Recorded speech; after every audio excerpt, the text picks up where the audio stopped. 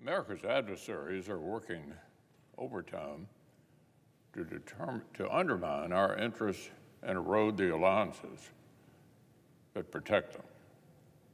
And it's easy to conceive of these challenges as playing out exclusively on the high seas of the Indo-Pacific or the borderlands of Europe or the Middle East. But in reality, the competition is not an away game. America's greatest strategic rival is threatening our security right here on U.S. soil in tens of millions of American homes. I'm speaking, of course, of TikTok. Today, 170 million Americans are active users of a social media platform that the People's Republic of China treats as a tool of surveillance and of propaganda.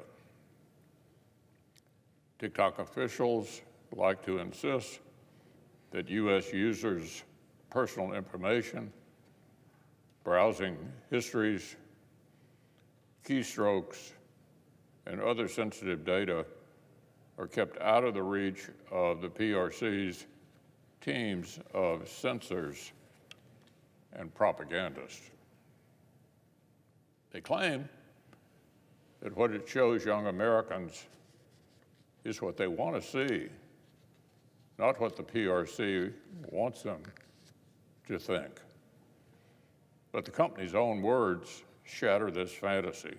Quote, "Everything is seen in China. That's the truth TikTok officials are willing to admit in a leaked recording from behind closed doors, and it shouldn't be all that surprising anyway. Chinese law requires that TikTok's Beijing-based parent company coordinate closely with the PRC. All sorts of social media platforms can be fountains of disinformation and propaganda. Just look at last week's news about the PRC's efforts to manipulate Taiwan's elections with Twitter accounts driven by AI.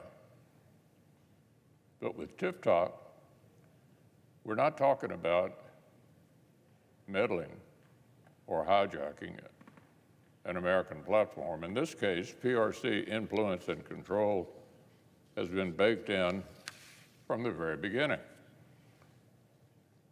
With Beijing's blessing, TikTok's algorithm pours gasoline on alarming trends from the glorification of Hamas terrorists to a particularly outrageous fad that emerged last year where young people, quote, discovered, end quote, the wisdom of Osama bin Laden. Madam President, I wish I was making this up. But let's be absolutely clear, this isn't a debate about restricting speech. After all, the PRC does enough of that itself. Chinese citizens are banned from accessing TikTok at all. No matter how loudly TikTok's apologists claim that reining in PRC influence violates the First Amendment, the question we'll face is about conduct, not content. I take a backseat to no one when it comes to protecting First Amendment rights. I've firmly defended America's right to even the most noxious forms of free speech, like flag burning.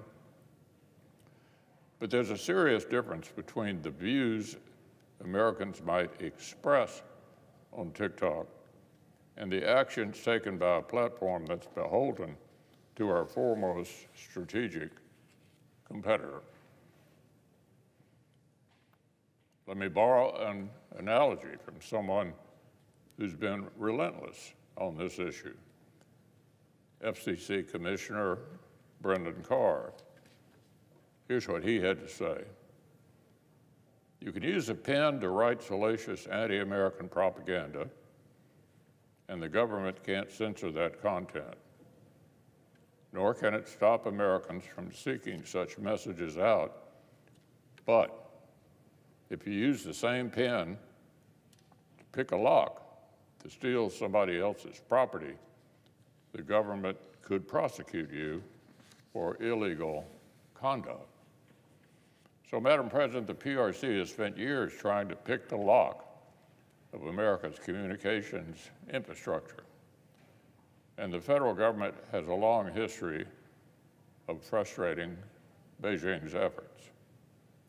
Requiring the divestment of Beijing-influenced entitlements from TikTok would land squarely within established constitutional precedent, and it would begin to turn back the tide of an enormous threat to America's children and to our nation's prospects in defining the competition of the 21st century. This is a matter that deserves Congress' urgent attention, and I'll support common sense bipartisan steps to take one of Beijing's favorite tools of coercion and espionage off the table.